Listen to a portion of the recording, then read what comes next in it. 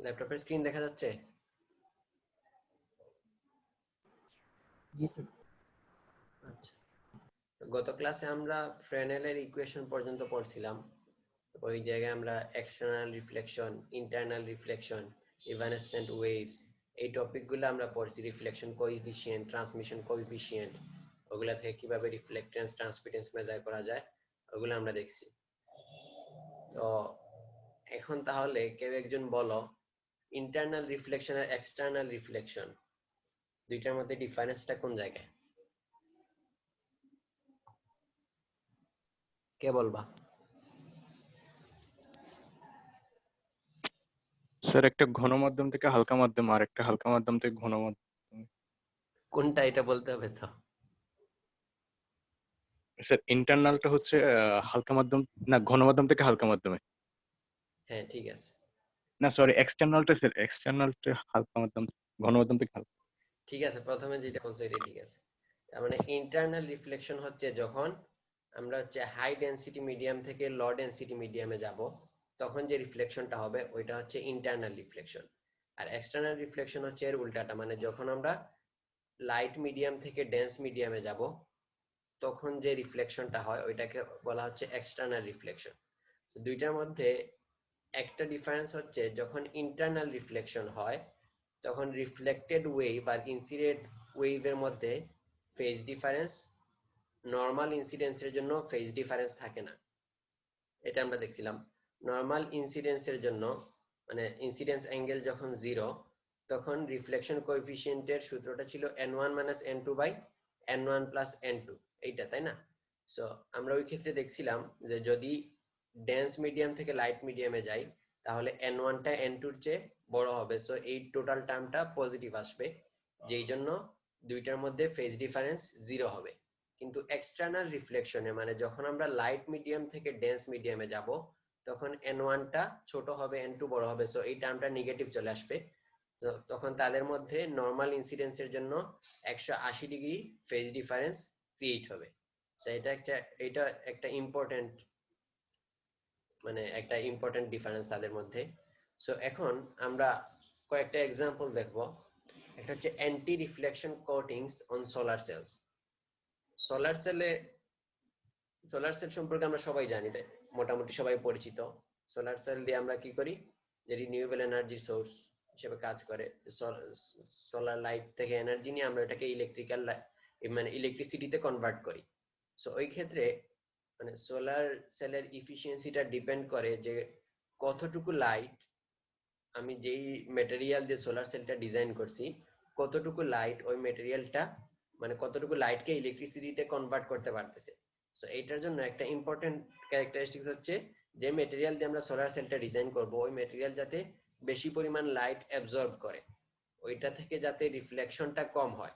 কারণ যদি light reflected হয়ে চলে যায়, তাহলে তো আমি ডিভাইসের মধ্যে কোনো লাইট পাইলাম না, আমার তো ইফিসিয়েন্সি আগেই কমে গেল। সো ওই জন্য সোলার সেলের ইফিসিয়েন্সি বাড়ানোর জন্য আমাদের খেয়াল রাখতে হবে যাতে রিফ্লেকশনের পরিমাণ কম হয়।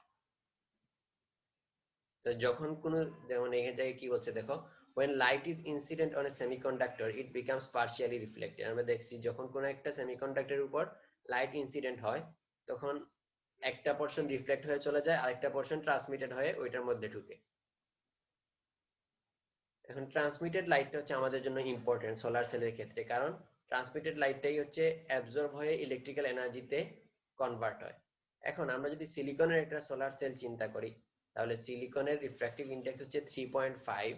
এটা যদি অপারেটিং রেঞ্জ 700 থেকে 800 ন্যানোমিটার ওয়েভলেন্থে যদি অপারেট করে, তাহলে এইটার রিফ্লেক্টেন্স কত হবে? যেহেতু এয়ার মিডিয়াম থেকে এটা সিলিকনের উপর ইনসিডেন্ট হচ্ছে, সো লাইট মিডিয়াম থেকে ডেন্স মিডিয়ামে আসতেছে।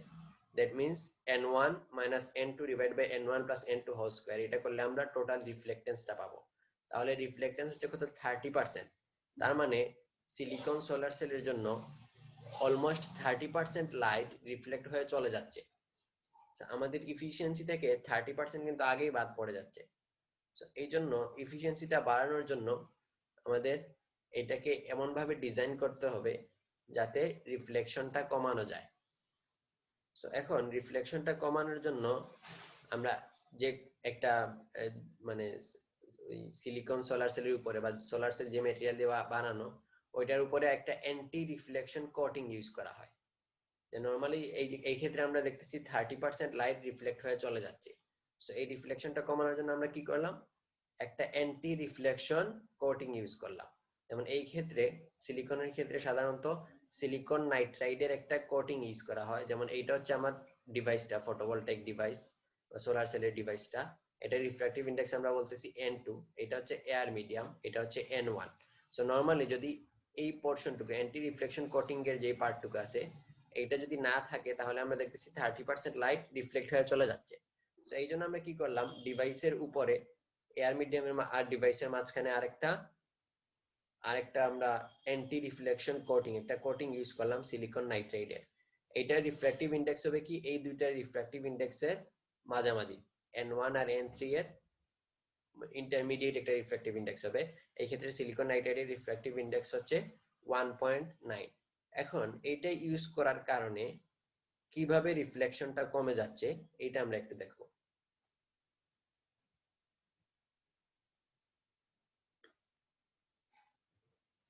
এখন এখানে কনসেপ্ট যেটা ইউজ করা হয় সেটা একটু খেয়াল করো। এটা হচ্ছে যখন N1 থেকে N2 তে লাইট রিফ্লেক্ট হয়, মানে N1 থেকে N2 তে যখন লাইট ইনসিডেন্ট হয় তখন এই সারফেস থেকে একটা পোর্শন রিফ্লেক্ট হয়ে চলে যায় আর একটা পোর্শন ট্রান্সমিটেড হয়। আবার যেই পোর্শনটুকু ট্রান্সমিটেড হয়েছে এইটা যখন এই সারফেসে ইনসিডেন্ট হয় N2 N3 সারফেসে, তখন এই সারফেস থেকে আরেকটা লাইট রিফ্লেক্টেড হয়ে চলে আসে আর আরেকটা পোর্শন ট্রান্সমিটেড হয়ে চলে যায়। সো এই যে দুইটা রিফ্লেক্টেড ওয়েভ A আর B, এই দুইটা যদি ডিস্ট্রাকটিভলি ইন্টারফেয়ার করে তাহলে তাদের মধ্যে যদি ডিস্ট্রাকটিভ ইন্টারফারেন্স হয় তাহলে এই পাশে রিফ্লেক্টেড ওয়েভ যেটা আছে এই ওয়েভটা হচ্ছে টোটাল রিফ্লেক্টেন্সটা হবে A আর B এই দুইটার সামেশন।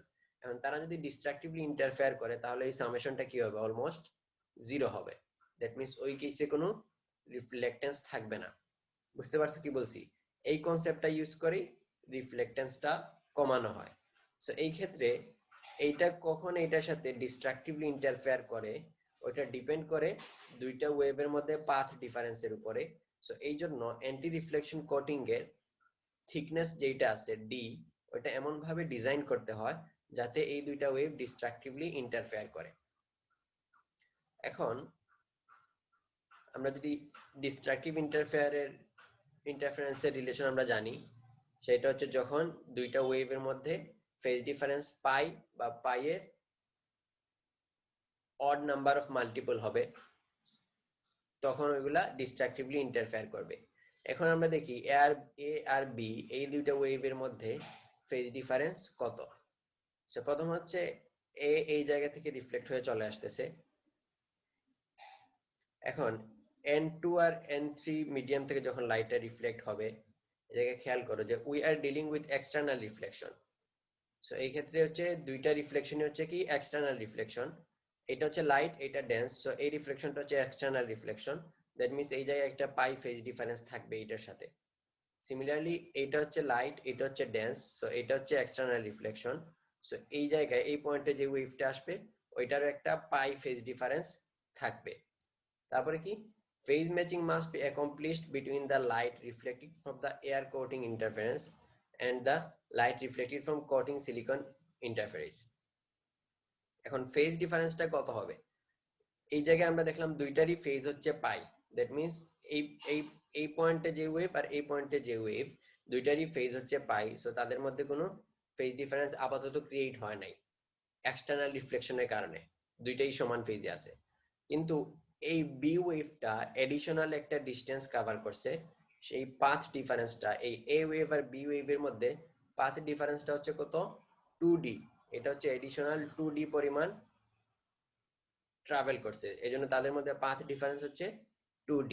সো এই 2d পাথ ডিফারেন্সের কারণে তাদের মধ্যে যে ফেজ ডিফারেন্স ক্রিয়েট হবে, ফেজ ডিফারেন্স হবে কত, k2 ইনটু 2d। k2 হচ্ছে প্রপাগেশন কনস্ট্যান্ট, k2 হচ্ছে এই সেকেন্ড মিডিয়ামের কোটিং এর প্রপাগেশন, এই মিডিয়ামের মধ্যে প্রপাগেশন কনস্ট্যান্ট। সো k2 কে আমরা লিখতে পারি n2 ইনটু k। n2 হচ্ছে রিফ্র্যাক্টিভ ইন্ডেক্স, এটা আমরা দেখে আসছি অলরেডি। সো এটা যদি n2 ইনটু k হয় তাহলে k সমান আমরা জানি 2 পাই বাই ল্যামডা। তাহলে এই জায়গায় পাইলাম 2 pi into n2 by lambda. So এখন তারা যখন ডিস্ট্রাকটিভলি ইন্টারফেয়ার করবে কখন, যখন এই ফেজ ডিফারেন্সটা k2 ইনটু 2d এই ফেজ ডিফারেন্সটা পাই এর অড নাম্বার অফ মাল্টিপল হবে। সো এই জায়গায় আমরা এটা লিখতে পারি, এটা ইকুয়ালস টু m পাই যদি লিখি তো k এর ভ্যালু বসায় দিই, তাহলে রিলেশনটা পেলাম 2 pi n2 by lambda into 2d equals to m pi, যে জায়গায় m হচ্ছে কি একটা ইন্টিজার যেটার ভ্যালু অড হবে, মানে 1 3 5 এরকম হবে। সে পাই এর odd number of integer multiple হইলে তখন এটা ডিস্ট্রাকটিভলি ইন্টারফেয়ার করে। সো এই জায়গা থেকে আমরা রিলেশন পেলাম d equals to m into lambda by 4n2। So এই জন্য এটার থিকনেসটা আমাদের ডিজাইন করতে হবে, এমন ভাবে ডিজাইন করতে হবে যাতে ল্যামডা বাই 4n2 এর সমান হয়, তাহলে আমরা বলতে পারবো এই অ্যান্টি রিফ্লেকশন কোটিংটা ঠিকমতো কাজ করবে। আবার আরেকটা মানে ডিজাইন প্যারামিটার খেয়াল রাখতে হবে, সেটা হচ্ছে আমরা বলছিলাম n1 আর n3 এর ইন্টারমিডিয়েট হইতে হবে n2 এর রিফ্র্যাক্টিভ ইনডেক্স, এটা হচ্ছে জিওমেট্রিক মিনের সমান হইতে হয়। সো n2 ইকুয়ালস টু হবে root over n1 n3। So এই ক্ষেত্রে আমরা দেখতে পাচ্ছি যে যদি সিলিকন 3.5 হয়, এয়ারের যদি 1 হয়, তাহলে n2 ইকুয়ালস টু 1.87 হইলে এটা ইফিশিয়েন্ট ডিজাইন হয়। তো সিলিকন নাইট্রেট আমরা যেটা ইউজ করছি ওইটার জন্য n2 হচ্ছে 1.9, এটার কাছাকাছি। সো এটা ভালো একটা ডিজাইন হবে যদি d equals to lambda by 4n2 এর অড মাল্টিপল এটা আমরা মেইনটেইন করতে পারি। এখন এইটা ইউজ করার ফলে রিফ্লেকশনটা কিরকম হচ্ছে এটা যদি দেখি, তাহলে দেখো এই জায়গার মধ্যে এই সারফেসে রিফ্লেকশনটা হয়ে গেল n1 minus n2 by n1 plus n2। আগে ছিল 30% রিফ্লেক্টেন্স, এখন মাত্র অলমোস্ট 10% রিফ্লেক্টেন্স হচ্ছে এই সারফেস থেকে। আবার এই সারফেস থেকে রিফ্লেক্টেন্স হবে কত পার্সেন্ট, 8.7 বা অলমোস্ট 10% এই সারফেস থেকে রিফ্লেক্টেড হইলো। আবার এই যে রিফ্লেক্টেডটা আসলো এটা যখন আবার এই সারফেস থেকে রিফ্লেক্টেড হবে তখন এইটার আবার 10% ভিতরে চলে আসবে, জাস্ট বাকিটুকু বাইরে আসবে। সো আলটিমেটলি দেখা যাচ্ছে যে অ্যান্টি রিফ্লেকশন কোটিং ইউজ করার ফলে আগে আমাদের যে জায়গায় রিফ্লেকশন হইতো 30%, ওই জায়গায় রিফ্লেকশন এখন অলমোস্ট 10%-এ চলে আসছে। তো আমাদের সোলার সেলের ইফিসিয়েন্সিটা বেড়ে যাবে। দেখো প্রিন্সিপালটা বুঝতে পারছো কিনা, ডিজাইনটা কিভাবে করতে হয়। এখানে আর কিছুই না, জাস্ট এই জায়গায় এটা এমন ভাবে ডিজাইন করতে হবে যাতে এই ওয়েভ দুইটা ডিস্ট্রাকটিভলি ইন্টারফেয়ার করে। এখন আমরা আরেকটা एग्जांपल দেখব, সেটা হচ্ছে ডাইইলেকট্রিক মিরর। মিররের কাজ হচ্ছে কি ওয়েভ রিফ্লেক্ট করা। তো যখন আমরা অনেকগুলো ডাইইলেকট্রিক ইউজ করে স্ট্যাক অফ ডাইইলেকট্রিক্স ইউজ করব তখন এটাকে বলা হবে stack of dielectrics with alternating refractive index, মানে রিফ্র্যাক্টিভ ইনডেক্সটা পিরিয়ডিক্যালি চেঞ্জ হইতে থাকবে, তখন ওইটাকে আমরা বলবো ডাইইলেকট্রিক মিরর। এখন এই ডাইইলেকট্রিক মিরর যেটা আমরা ডিজাইন করলাম ওই ডাইইলেকট্রিক মিররের থিকনেসটা কি হবে, each layer is a quarter wavelength, যে ল্যামডা বাই 4, মানে কোয়ার্টার, এটাকে বলা হয় কোয়ার্টার ওয়েভ স্টেক। যদি সবগুলা লেয়ারের থিকনেস ল্যামডা বাই 4 হয় তখন যে ডাইইলেকট্রিক মিররটা ডিজাইন করব এটাকে আমরা বলবো কোয়ার্টার ওয়েভ স্টেক।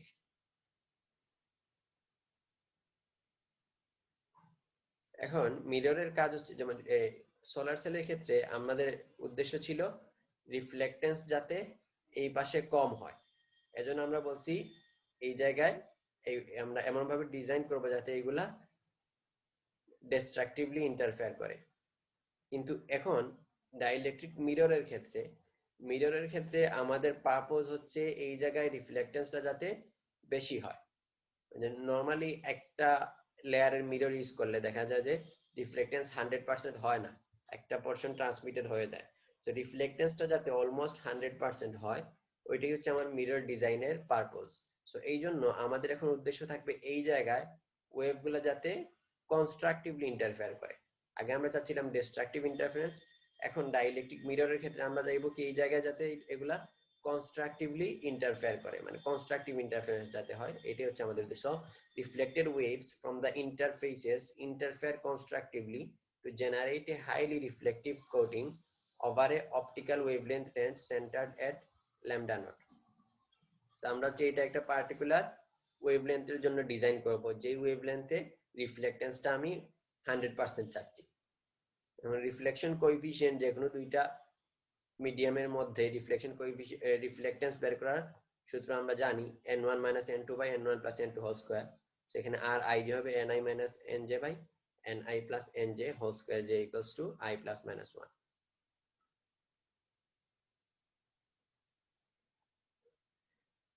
এখন যখন এই জায়গা থেকে লাইট রিফ্লেক্টেড হবে তখন একটা পোরশন এই জায়গা থেকে রিফ্লেক্টেড হইলো, আরেকটা লাইট এই পাশ থেকে রিফ্লেক্টেড হইলো। সো আলটিমেটলি যখন লাইট রিফ্লেক্ট হয়ে হয়ে আসতে থাকবে, যখন আমি নাম্বার অফ লেয়ার্স যত বাড়াইতে থাকবো, তখন ভিতরের দিকে যে লাইটটা ট্রান্সমিটেড হবে এই ট্রান্সমিটেড লাইটের ইন্টেন্সিটি আস্তে আস্তে কমতে থাকবে। একটা পর্যায়ে ট্রান্সমিটেন্স থাকবে না, সব লাইট রিফ্লেক্ট হয়ে চলে আসবে। সো এখন এই ডিজাইনটা আমরা একটু খেয়াল করি। সেটা হচ্ছে এখানে আমরা বললাম যে রিফ্র্যাক্টিভ ইনডেক্স n1 যেটা, এটা হচ্ছে হাই ডেনসিটি মিডিয়াম, n2 হচ্ছে লো ডেনসিটি মিডিয়াম।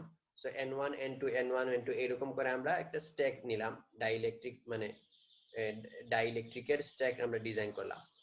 এখন আমরা জানি এক্সটার্নাল রিফ্লেকশনে যে when reflecting from low to high pi phase difference occur। যখন লো মিডিয়াম থেকে হাই মিডিয়ামে ইনসিডেন্ট হয়ে লাইট রিফ্লেক্টেড হবে তখন একটা phase difference of pi created হবে।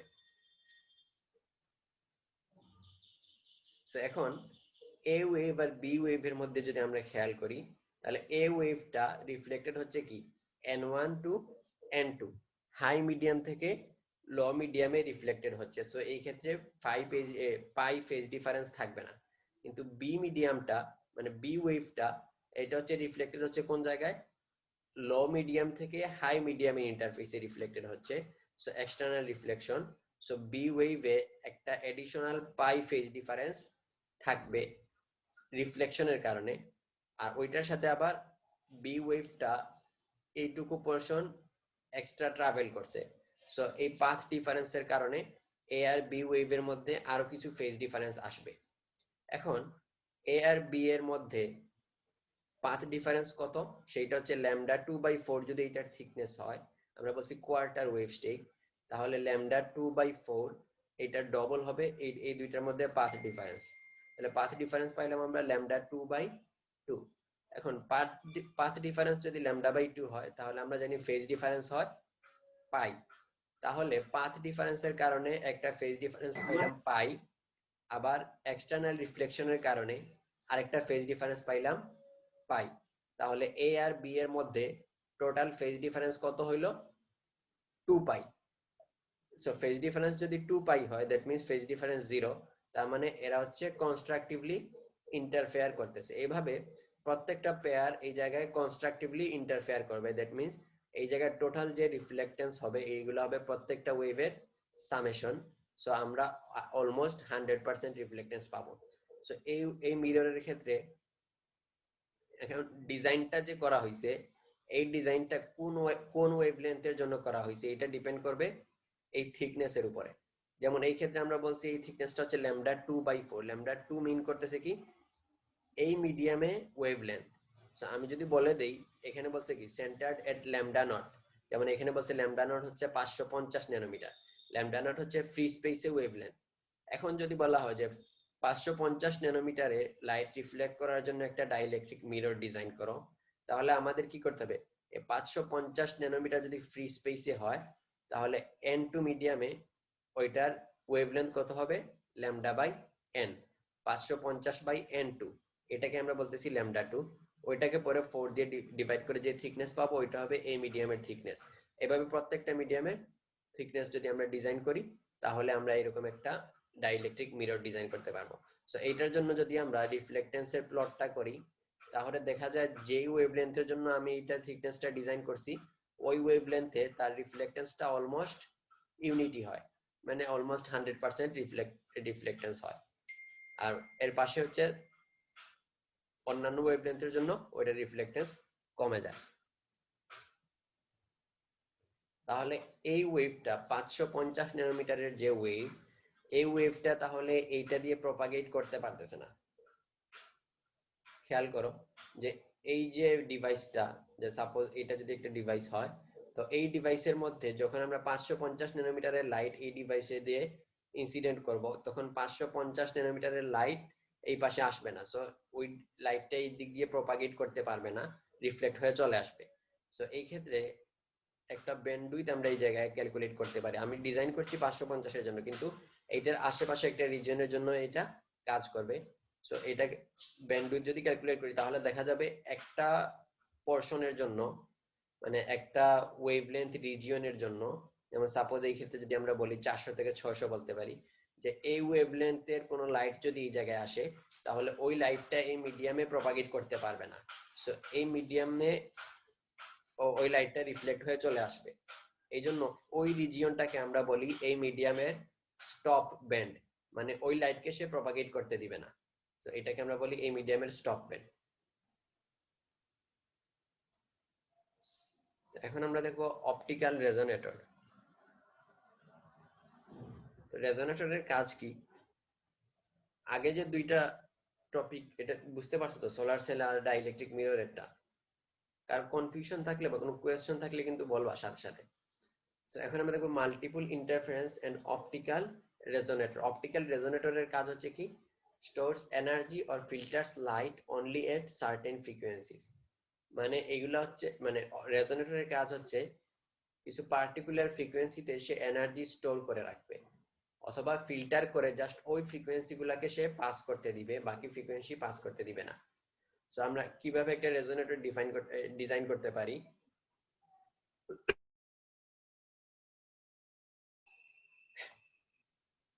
সেটা হচ্ছে আমরা যদি কি করি, by aligning two flat mirrors parallel to one another with free space in between them. আমরা যদি দুইটা মিররকে প্যারালালি রাখি, এটার মাঝখানে যদি এয়ার থাকে তাহলে একটা অপটিক্যাল রেজোনেটর ডিজাইন হয়ে যাবে। So reflections between mirror surface M1 and M2 lead to constructive and destructive interference in the cavity. দেখো এই পাশে যদি একটা মিরর রাখি আমরা, এই পাশে যদি একটা মিরর রাখি, সো এখন এইটার মাঝখানে যদি কোনো লাইট আসে, সো এই লাইটটা যখন এই জায়গায় আসবে তখন এই মিররটা কি করবে, লাইটটাকে রিফ্লেক্ট করবে। সো এইটা রিফ্লেক্ট হয়ে চলে আসবে। আবার যখন এই পাশে আসবে তখন M1 মিররটা ওইটাকে রিফ্লেক্ট করবে। সো দুই পাশ থেকেই লাইট রিফ্লেক্ট হইতে থাকবে, আর লাইট বাইরে যাইতে পারবে না। সো এই জায়গায় একটা ক্যাভিটি ক্রিয়েট হবে, এটাকে আমরা বলি অপটিক্যাল ক্যাভিটি। সো এই জায়গায় একটা ক্যাভিটি ক্রিয়েট হবে। তো ক্যাভিটি ক্রিয়েট হলে কি হবে, ক্যাভিটি মোড ক্রিয়েট হবে। সো এই ক্যাভিটি মোডের কারণে leads to stationary or standing electromagnetic waves in the cavity.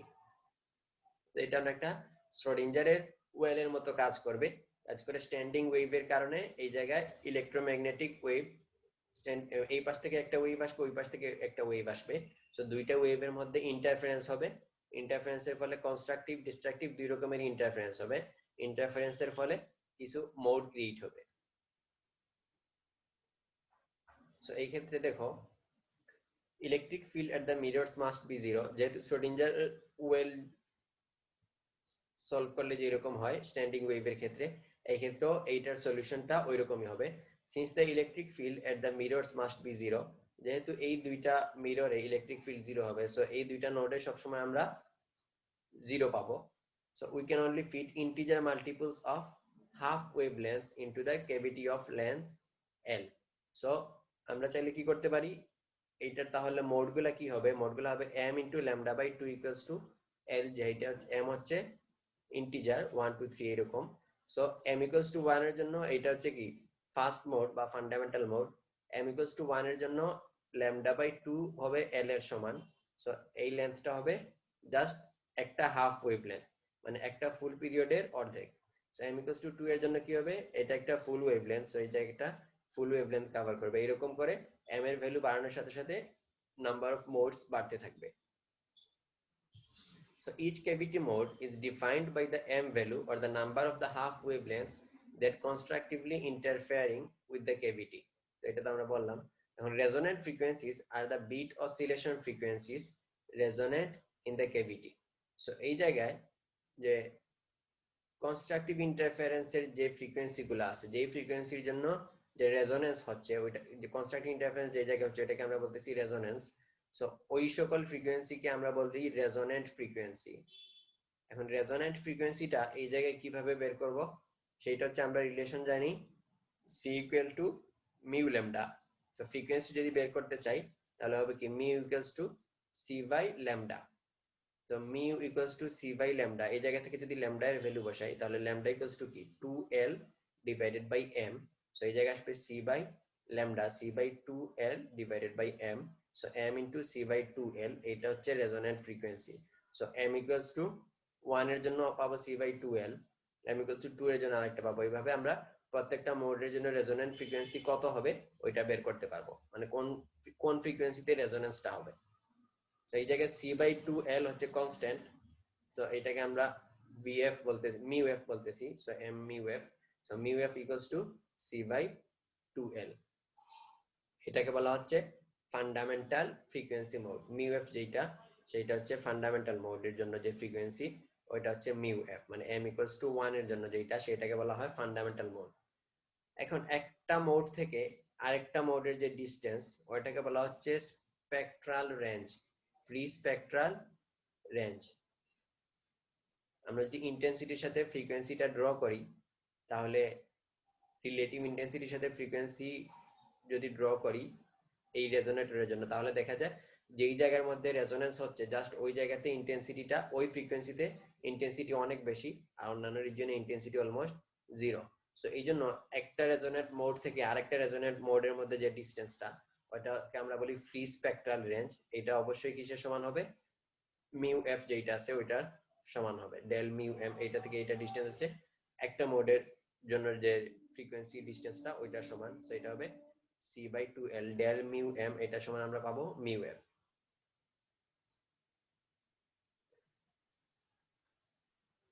এখন এই যে রেজোনেটরটা আমরা ডিজাইন করছি, যে আমরা যে রেজোনেটর নিয়ে আলোচনা করতেছি, এটাকে বলা হয় ফ্যাব্রি-পেরট অপটিক্যাল রেজোনেটর।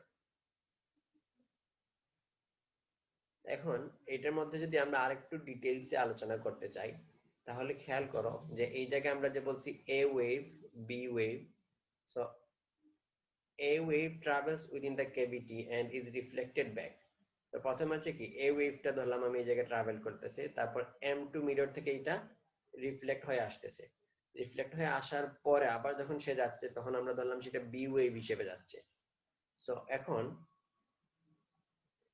এ ওয়েভের ইন্টেন্সিটি যদি এ হয়, আর রিফ্লেকশন কোএফিসিয়েন্ট যদি আর হয়, তাহলে দেখো এই ওয়েভটা যখন এই মিডিয়াম থেকে রিফ্লেক্ট হয়ে আসবে, তখন এটার জন্য তার অ্যামপ্লিটিউডটা হবে এ ইনটু, এটার অ্যামপ্লিটিউড মানে যদি এ হয়, তো এইটা যখন এই জায়গায় রিফ্লেক্টেড হবে, তখন এই ওয়েভে তার অ্যামপ্লিটিউড হবে এ ইনটু আর। মানে আমরা যদি ধরি দুইটা মিররেরই রিফ্লেকশন কোএফিসিয়েন্ট সমান স্মল আর, তাহলে এই জায়গায় আমরা পাবো এ ইনটু স্মল আর। আবার যখন এইটা এই জায়গা থেকে রিফ্লেক্ট হবে, তখন আরেকটা রিফ্লেকশন কোএফিসিয়েন্ট দ্বারা মাল্টিপ্লাই হবে, তখন তার অ্যামপ্লিটিউডটা হবে এ ইনটু স্মল আর স্কয়ার। সো বি ওয়েভের অ্যামপ্লিটিউডটা আমরা পাইলাম তাহলে এ ইনটু স্মল আর স্কয়ার। সো এই ক্ষেত্রে বি ওয়েভের অ্যামপ্লিটিউডটা হবে এ ইনটু স্মল আর স্কয়ার। আর দুইটা ওয়েভের মধ্যে ফেজ ডিফারেন্সটা কত হবে, এ আর বি ওয়েভের মধ্যে, দেখো দুইটার মধ্যে পাথ ডিফারেন্স কত হবে 2l। এ আর বি ওয়েভের মধ্যে পাথ ডিফারেন্স হবে 2 ইনটু l যখন এই জায়গায় আসবে দুইটাই। সো এই 2l এর কারণে, আর প্রপাগেশন কনস্ট্যান্ট যদি k হয়, তাহলে ফেজ ডিফারেন্স হবে কি 2k ইনটু l। সো এটাকে আমরা ওয়েভ ইকুয়েশন আকারে যদি লিখি, তাহলে এক্সপোনেনশিয়াল আকারে লিখতে পারবো e to the power minus j into 2k l। এটা হচ্ছে a আর b এর মধ্যে রিলেশন, মানে a আর b এর মধ্যে ফেজ ডিফারেন্সের কারণে। তো সিমিলারলি বি ওয়েভ যখন আবার রিফ্লেক্ট হয়ে আবার ব্যাক করবে, তখন আরো 2kl ফেজ ডিফারেন্স ক্রিয়েট হবে, আরো r স্কয়ার দ্বারা মাল্টিপ্লাই হবে। সো এটার জন্য আমরা আরেকটা পাবো a r to the power 4 j minus 4kl। এইভাবে অনেকগুলা পাবো। সো এই সবগুলোর যে সামেশন হবে, ওইটাই হবে আমাদের ক্যাভিটিতে ইলেকট্রিক ফিল্ডের ভ্যালু। সো এই সবগুলা ওয়েভের সামেশনটাই হবে এই ক্যাভিটির মধ্যে ইলেকট্রিক ফিল্ডের ভ্যালু। সো ই ক্যাভিটি এইটা হবে এই সবগুলা সামেশন। সো এইটা যদি আমরা সাম করি, তাহলে ই ক্যাভিটি সমান পাবো a by 1 minus r square exponential of minus j into 2kl। এখন আমরা ইলেকট্রিক ফিল্ডের সাথে ইন্টেন্সিটি রিলেশন জানি। ইন্টেন্সিটি হচ্ছে কি ইলেকট্রিক ফিল্ডের ম্যাগনিটিউডের স্কয়ারের প্রপোর্শনাল। সো এই জায়গা থেকে আমরা যে এখানে যে প্লটটা করছি ইন্টেন্সিটির সাথে এই ফ্রিকোয়েন্সি প্লটটা। সো এই জায়গায় ইন্টেন্সিটিটা কিভাবে আসলো এই ক্যালকুলেশনটাই দেখানো হচ্ছে। সো ইন্টেন্সিটি তাহলে আই কেভিটি এটা সমান আমরা পাবো I naught by 1 minus R whole square plus 4r sine square K L. এখন ইন্টেন্সিটিটা কখন ম্যাক্সিমাম হবে? যখন এই পার্টটুকু সাইনের পার্টটুকু যখন 0 হবে তখন এই আই কেভিটি যেটা এটা ম্যাক্সিমাম হবে। তাহলে আই ম্যাক্সিমাম পাবো আমরা I naught by 1 minus r square যখন কে এল এটা সমান এম ইন্টু পাই হবে। সো এই জায়গা থেকেই কে এম সমান আমরা জানি twice pi by lambda. So এই জায়গা থেকেই আমরা ওই রিলেশনটা বের করতে পারবো।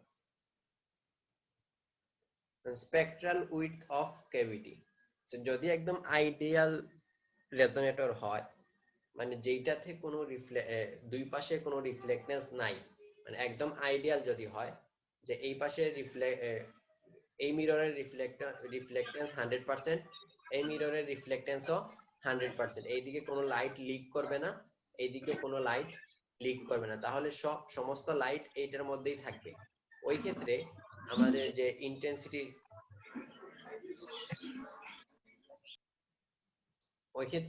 যে ইন্টেন্সিটির কার্ভটা হবে ওই কার্ভে আমরা একদম স্ট্রেট লাইন পাবো, মানে যে শার্প যে পয়েন্ট গুলো হবে এটা একদম এরকম স্ট্রেটলি উঠবে, স্ট্রেটলি নামবে, এটার উইডথ অলমোস্ট 0 হবে, কারণ আমরা বাইরে কোনো লাইট লিক করবে না। কিন্তু প্র্যাকটিক্যালি কি হয়, কোনো মিররেরই রিফ্লেক্টেন্স 100% হয় না। সো প্র্যাকটিক্যালি এই দিক দিয়ে কিছু লাইট লিক করে, ওই দিক দিয়ে কিছু লাইট লিক করে, ওই সামান্য লিকেজের কারণে এই জায়গায় স্পেকট্রাল ব্রডেনিং হয়, মানে এই জায়গায় একদম 0 উইডথের পরিবর্তে সামান্য একটা উইডথ ক্রিয়েটেড হয়। সো এখানে রিফ্লেক্টেন্স যত কম হবে এই উইডথটা তত বেশি হবে। যেমন এখানে খেয়াল করো বলছে যে যদি দুইটা রিফ্লেক্টেন্স 80% হয় তাহলে হচ্ছে ইয়েলো কার্ভটা, আর যদি 40% হয় তাহলে ডটেড কার্ভটা হচ্ছে। সো ডটেড কার্ভের ব্যান্ডউইথ অবশ্যই বেশি এই জায়গায়। তো এই ব্যান্ডউইথটা বের করার ইকুয়েশনটা হচ্ছে ডেল মিউ এম, এটা হচ্ছে mu F divided by F. এফটাকে বলা হচ্ছে এফ হচ্ছে কি finesse of the cavity. F কে আমরা ডিফাইন করছি কিভাবে, pi root R by 1 minus R. So F is called the finesse of the cavity which is the ratio of mode separation to spectral width. তাহলে এফটা হচ্ছে কি, F হচ্ছে mode separation by spectral width, এইটার ratio. মানে কি, F হচ্ছে এই ক্যাভিটিটা কতটুকু ভালো, মানে ক্যাভিটিটার কোয়ালিটি মেজার করার একটা প্যারামিটার। ওইটা আমরা বের করতে পারি কিভাবে, এই মোড থেকে এই মোডের যে সেপারেশন, এই সেপারেশনকে যদি আমরা এইটার উইডথ স্পেকট্রাল উইডথ দিয়ে ডিভাইড করি তাহলে এফ পেয়ে যাব। সেপারেশন আমরা জানি কি মিউ এফ, একটা থেকে আরেকটা সেপারেশন, আর এটা হচ্ছে ডেল মিউ এম। সো এই ক্ষেত্রে আমরা এফ সমান mu F by del mu M এটা পাই। সো এখান থেকে আবার F equals to pi root R by 1 minus R. এখন এই ক্যাভিটিটা সাপোজ আমরা এই ক্যাভিটির এই পাশে, সরি ক্যাভিটি এই রেজোনেটরের এই পাশে কতটুকু লাইট ট্রান্সমিটেড হচ্ছে ওইটা যদি আমরা বের করতে চাই, তাহলে আমরা সাপোজ এই পাশ থেকে একটা লাইট ইনসিডেন্ট করলাম, তো এই লাইটটার একটা পার্ট এই জায়গায় এই এই মানে এই সারফেসে রিফ্লেক্ট হয়ে চলে আসবে।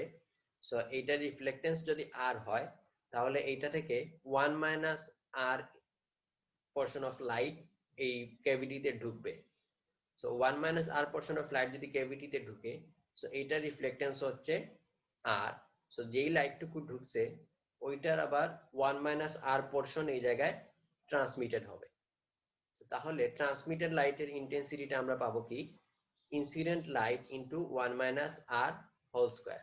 সো ট্রান্সমিটেড লাইটের ইন্টেন্সিটিটা আমরা এই জায়গা থেকে তাহলে লিখতে পারবো, সো এই জায়গায় আসবে I incident into 1 minus R whole square divided by এই পাশে যেটা আছে 1 minus R whole square plus 4r sin square kl। So এই ক্ষেত্রেও যে এই পার্টটা যখন 0 হবে তখন ট্রান্সমিটেডটা ম্যাক্সিমাম হবে। সো ট্রান্সমিশনের ক্ষেত্রেও ট্রান্সমিটেড লাইটেও আমরা এরকম ইন্টেন্সিটি পিক দেখতে পাবো। তো এইটা হচ্ছে মোটামুটি ফ্যাবি প্যারট অপটিক্যাল রেজোনেটর কিভাবে কাজ করে ওইটা। এখন যদি আমরা একটা ম্যাথ দেখি, consider a Fabry Perot optical cavity of air length, cavity of air length equals to 100 micron. বলছে কি যে এইখানে যেরকম দেখছিলাম আমরা এয়ারের একটা ক্যাভিটি আছে, আর এই cavity length L equals to বলে দিছে 100 micrometre with mirrors that have 0.9 reflectance, mirror reflectance R equals to বলে দিছে 0.9। এখন বলছে কি calculate the cavity mode nearest to 900 nanometre, 900 nanometre wavelength এর পাশাপাশি কেভিটি মোড কোনটা আছে ওইটা বের করতে বলছে। মানে এই জায়গায় যে কেভিটি মোড গুলো আছে, তো এই জায়গায় অনেকগুলো ওয়েভলেন্থে কেভিটি মোড আছে, বলছে এখন কি 900 ন্যানোমিটার ওয়েভলেন্থের কাছাকাছি যে মোডটা, ওই কেভিটি মোড বের করতে হবে। সো এটা করার জন্য আমরা এই জায়গায় যে কেভিটি ইকুয়েশনটা জানি m lambda by 2 equals to l। So এই ক্ষেত্রে এই জায়গা থেকে যদি আমরা মোড নাম্বার বের করি যে 900 ন্যানোমিটারের জন্য m এর ভ্যালু কত হওয়া লাগবে, এটা আমরা বের করব। বলছে কি ফাইন্ড দ্য কেভিটি মোড, তাহলে m equals to twice l by lambda, এই জায়গা থেকে twice l by lambda যদি বসাই, lambda হচ্ছে 900 ন্যানোমিটার, তাহলে m এর ভ্যালু পাইলাম 222.22.22। এখন m কিন্তু কি হইতে হবে, অবশ্যই ইন্টিজার হইতে হবে, ফ্র্যাকশন হইতে পারবে না। সো আমরা m equals to ইন্টিজার যদি 222 নেই, তাহলে আবার ল্যামডা m, এই জায়গা থেকে ল্যামডা m বের করলে টুয়াইস l বাই m, এই ক্ষেত্রে m equals to 222 বসায় ল্যামডা m পাইলাম 900.90 ন্যানোমিটার, তাই না? সো এইটাই হচ্ছে এটার অ্যান্সার, যে কি বলছে calculate the cavity mode nearest to 900 nanometre. So 900 ন্যানোমিটারে আমাদের কোনো মোড নাই,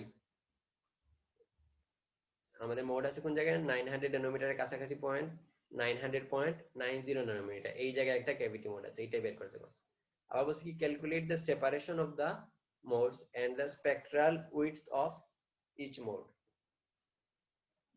এখন বলছে কি calculate the separation of the modes, মানে একটা মোড থেকে আরেকটা মোডের সেপারেশন, এটা হচ্ছে mu f equals to C by 2l, আমরা দেখে আসছি। সো এই ভ্যালুগুলো বসায়া সেপারেশন অফ দ্য মোড বের করতে পারবো। আবার বলছে কি spectral width of each mode, spectral width হচ্ছে কি ডেল মিউ এম, এটা হচ্ছে mu F by capital f. So এই জায়গা থেকে আমরা ক্যাপিটাল এফ সমান জানি pi root R by 1 minus r, এই ভ্যালুগুলো বসায়া এফ এর ভ্যালু বের করতে পারবো, তারপর ডেল মিউ এম টা বের করতে পারবো। এখন দেখো এখানে বলছে কি স্পেকট্রাল উইডথটা ফ্রিকোয়েন্সির সাপেক্ষে চাইছে নাকি ওয়েভলেন্থের সাপেক্ষে চাইছে, এটা বলে নাই। সো এটা যদি বলা না থাকে, যেমন এই ক্ষেত্রে আমরা যেটা দেখতেছি সেটা হচ্ছে ফ্রিকোয়েন্সির সাপেক্ষে ডেল মিউ এম। আবার সিমিলারলি এই প্লটটা যদি আমরা ইন্টেন্সিটি ভার্সেস ওয়েভলেন্থ প্লট করি, তাহলে এগুলো হবে ল্যামডা এম, আর এই জায়গায় হবে ডেল ল্যামডা এম। সো এটা হবে spectral with respect to wavelength, আর এটা হচ্ছে spectral with respect to frequency. তো এখানে যেহেতু কোনোটা বলা নাই, সো আমাদের দুইটাই বের করতে হবে। সো এখানে আমরা ফ্রিকোয়েন্সিটা বের করতে পারলাম, তো ওয়েভলেন্থেরটা কিভাবে বের করব, সেটা হচ্ছে ল্যামডা সমান সি বাই মিউ, এই ইকুয়েশনটা আমরা জানি। এটাকে যদি এখন আমরা ডিফারেন্সিয়েট করি, ডিফারেন্সিয়েট করলে ডেল ল্যামডা এটা সমান পাবো del lambda into del of এইটা, সো এটাকে করলে মাইনাস 1 বাই মিউ স্কয়ার আসবে, তাহলে এইটার মডুলাস দিলে minus c by mu m square del mu M, এটা হবে spectral with respect to wavelength. তাহলে এই জায়গায় ডেল মিউ এমটা বসায় দিব আর বাকি ভ্যালুগুলা বসায় দিব, তাহলে স্পেকট্রাল উইথটা পেয়ে যাব। দেখো বুঝতে পারছো কিনা?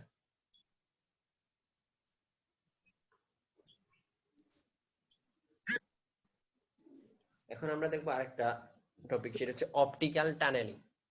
ইলেকট্রিক্যাল টানেলিং আমরা সবাই জানি, সেটা হচ্ছে যখন কোনো একটা ব্যারিয়ার থাকে আর ক্যারিয়ারটা হচ্ছে ব্যারিয়ারটাকে মানে টানেল করে চলে যায়, ওভারকাম না করে ডিরেক্টলি টানেল করে চলে যায়। সো এটাকে বলা ইলেকট্রিক্যাল টানেলিং। এখন আমরা দেখবো অপটিক্যাল টানেলিং কি। তো টোটাল ইন্টারনাল রিফ্লেকশনের ক্ষেত্রে আমরা যদি দেখি যে লাইট যখন এখানে হচ্ছে n1 থেকে n2 মিডিয়ামে ইনসিডেন্ট হচ্ছে, আমরা বলছি refractive index of n1 is higher, n1 এর রিফ্র্যাক্টিভ ইন্ডেক্স বেশি। সো n1 থেকে n2 তে যখন লাইট ইনসিডেন্ট হচ্ছে, তখন যদি ক্রিটিক্যাল অ্যাঙ্গেলের চেয়ে বেশি অ্যাঙ্গেলে লাইট ইনসিডেন্ট হয়, ইনসিডেন্স অ্যাঙ্গেলটা যদি থিটা সি যেটা ছিল ক্রিটিক্যাল অ্যাঙ্গেলের চেয়ে বেশি হয়, তখন আমরা বলছিলাম কি হয়, টোটাল ইন্টারনাল রিফ্লেকশন হয়। এখন এই টোটাল ইন্টারনাল রিফ্লেকশন যেটা, এইটা আমরা যেভাবে দেখাইছিলাম যে টোটাল ইন্টারনাল রিফ্লেকশন, মানে আমরা আগে যেভাবে একদম সিম্পলিফাই করে আলোচনা করছিলাম, সেটা হচ্ছে এই জায়গায় যদি লাইট ইনসিডেন্ট হয় তাহলে এই পাশ এই জায়গা থেকে টোটাল ইন্টারনাল রিফ্লেকশন হয়। কিন্তু প্র্যাকটিক্যালি দেখা যায় কি টোটাল ইন্টারনাল রিফ্লেকশনটা মানে টোটাল ইন্টারনাল রিফ্লেক্টেন্সের যে লাইটটা ওইটা হচ্ছে মনে হয় মানে এই পাশে কিছুটা শিফট করে, যে have been laterally shifted by an amount del z. এটা যদি জেড হয় তাহলে ডেল জেড পরিমাণ শিফটিং হয়। তো মানে মনে হয় কি যেই মেটেরিয়াল মানে বি, সাপোজ বি মেটেরিয়াল থেকে এটা রিফ্লেক্টেড হচ্ছে, সো দেখে মনে হয় টোটাল ইন্টারনাল রিফ্লেক্টেড লাইট এটা দেখে মনে হয় কি বি মিডিয়ামের মধ্যে এটার ভিতরে একটা ভার্চুয়াল রিফ্লেক্টিং প্লেন ক্রিয়েট হয়েছে। মানে এটা যদি আমরা ডট লাইন দিয়ে এক্সটেন্ড করি তাহলে দেখে মনে হচ্ছে কি এই প্লেন থেকে লাইটটা রিফ্লেক্ট হয়েছে, কিন্তু আলটিমেটলি এই প্লেনটা কিন্তু প্র্যাকটিক্যালি এক্সিস্ট করে না। এটা হচ্ছে একটা ভার্চুয়াল রিফ্লেক্টিং প্লেন হিসেবে কাজ করে। এই প্লেনটা কোন জায়গায় ক্রিয়েট হয় সেটা হচ্ছে পেনিট্রেশন ডেপথ। আমরা জানি যে লাইটটা একটা মিডিয়ামের মধ্যে কতটুকু পেনিট্রেট করে, এটা হচ্ছে delta equals to 1 by alpha. So এই পেনিট্রেশন ডেপথ যেটা আছে ওই পরিমাণ ভিতরে এই ভার্চুয়াল রিফ্লেক্টিং প্লেনটা ক্রিয়েট হয়। এখন যে ক্রিটিক্যাল অ্যাঙ্গেলের চেয়ে বেশি লাইট আসলো, আমরা দেখছি যে ক্রিটিক্যাল অ্যাঙ্গেলের চেয়ে বেশি যখন লাইট আসে তখন টোটাল ইন্টারনাল রিফ্লেক্টর হয়ে লাইট চলে আসে, আর আরেকটা পোরশন ইভানেসেন্ট ওয়েভ আকারে এই সারফেস বরাবর প্রপাগেট করে। ওই ইভানেসেন্ট ওয়েভটা যখন আমরা ম্যাটেরিয়াল বি এর ভিতরে যাই তখন আস্তে আস্তে এটা ভ্যানিশ হয়ে যায়, সো এই পাশে কোনো লাইট পাই না। এখন এই জায়গায় ওই ইভানেসেন্ট ওয়েভ ভ্যানিশ হওয়ার জন্য যে উইডথটা ওইটাকে বলা হয় পেনিট্রেশন ডেপথ। ওইটা হচ্ছে পেনিট্রেশন ডেপথ। এখন আমরা যদি বি ম্যাটেরিয়াল যেটা আছে এইটার থিকনেস যদি আস্তে আস্তে কমাইতে থাকি, তো এই পাশ থেকে যদি এইটার থিকনেসটা কমাইতে থাকি আস্তে আস্তে, তো একটা মোমেন্টে কি হবে এই থিকনেসটা যখন পেনিট্রেশন ডেপথ এইটার চেয়ে কম হবে তখন ক্রিটিক্যাল অ্যাঙ্গেলের চেয়ে লাইট যদি আমরা ক্রিটিক্যাল অ্যাঙ্গেলের চেয়ে বেশি অ্যাঙ্গেলে যদি লাইট ইনসিডেন্ট করি তাহলে আমাদের অপটিক্যাল ল অনুসারে স্নেলস ল অনুসারে কি যে এইখানে আমাদের টোটাল ইন্টারনাল রিফ্লেকশন পাওয়ার কথা। কিন্তু যখন বি মিডিয়ামের থিকনেসটা বি মিডিয়ামের পেনিট্রেশন ডেপথের চেয়ে কম হয় তখন দেখা যায় যে মানে টোটাল ইন্টারনাল রিফ্লেকশন হচ্ছে ঠিক আছে, কিন্তু সাথে সাথে একটা পোরশন ট্রান্সমিটেড হয়ে চলে গেছে। মানে আমাদের টোটাল ইন্টারনাল রিফ্লেকশনে এই পাশে 100% রিফ্লেক্টেড লাইট পাওয়ার কথা, ট্রান্সমিটেড লাইট 0 পাওয়ার কথা। কিন্তু যখন এই থিকনেসটা এই বি ম্যাটেরিয়ালের পেনিট্রেশন ডেপথের চেয়ে কম হয় তখন কি হয় একটা পোরশন ট্রান্সমিট হয়ে চলে যায়, যে এর অন্য সারফেস দিয়ে ট্রান্সমিটেড হয়ে চলে যায়। এটার কারণ হচ্ছে ইভানেসেন্ট ওয়েভটা কিন্তু পুরোপুরি ভ্যানিশ হইতে পারে নাই। ইভানেসেন্ট ওয়েভটা ভ্যানিশ হইতে আমরা বলছি যে ডেপথ লাগে ওইটা হচ্ছে পেনিট্রেশন ডেপথ। সো এটা যেহেতু পুরোপুরি ভ্যানিশ হইতে পারে নাই, সো এই সারফেসে ওয়েভের একটা পার্টিকুলার অ্যামপ্লিটিউড বা পার্টিকুলার পোরশন এই সারফেসে রিচ করে, ওই পোরশনটুকু ট্রান্সমিট হয়ে চলে যায়।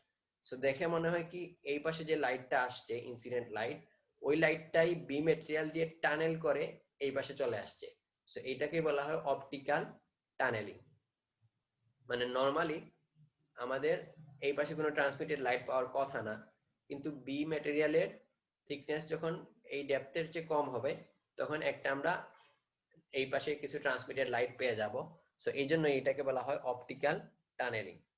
সো এই অপটিক্যাল টানেলিং এটা প্রিজমের ক্ষেত্রে ইউজ করা হয়, অনেক ক্ষেত্রে কিছু অনেক অ্যাপ্লিকেশনে ইউজ করা হয়। যেমন এখানে একটা এক্সাম্পল দেখানো হয়েছে যে a light incident at the long face of a glass prism suffers total internal reflection, the prism deflects the light। যখন মানে এই একটা প্রিজমের মধ্যে লাইট ইনসিডেন্ট হচ্ছে ক্রিটিক্যাল অ্যাঙ্গেলের চেয়ে বেশি তখন টোটাল ইন্টারনাল রিফ্লেকশন হচ্ছে। এখন আমরা যদি মাঝখানে একটা এয়ার মিডিয়াম রেখে আরেকটা প্রিজমকে বসায় দিই তাহলে দেখা যায় কি এই ইনসিডেন্ট লাইটটা ক্রিটিক্যাল অ্যাঙ্গেলের চেয়ে বেশি অ্যাঙ্গেলে ইনসিডেন্ট হচ্ছে, কিন্তু মাঝখানে যে এয়ার রিজিয়নটা ওই এয়ার রিজিয়নের পেনিট্রেশন ডেপথের চেয়ে এই এয়ার রিজিয়নটা কম, যেটার ফলে এই পাশে কিছু ট্রান্সমিটেড লাইট ট্রান্সমিট হয়ে চলে আসে। সো এটাকে বলা হয় অপটিক্যাল টানেলিং। দেখো কার কোনো কোয়েশ্চেন আছে কিনা। আর অপটিক্যাল টানেলিং হওয়ার ফলে টোটাল ইন্টারনাল রিফ্লেকশন হয়েছে কিন্তু এই পাশে আমাদের রিফ্লেকশনের পরিমাণ আর 100% থাকে না, এটা হচ্ছে কমে যায়। তো এটাকে বলা হয় ফ্রাস্ট্রেটেড টোটাল ইন্টারনাল রিফ্লেকশন। যে এই যে প্রসেসটা এটাকে বলা হয় frustrated total internal reflection, FTIR। দেখো বুঝতে পারছো, কারো কোনো কোয়েশ্চেন থাকলে বলো।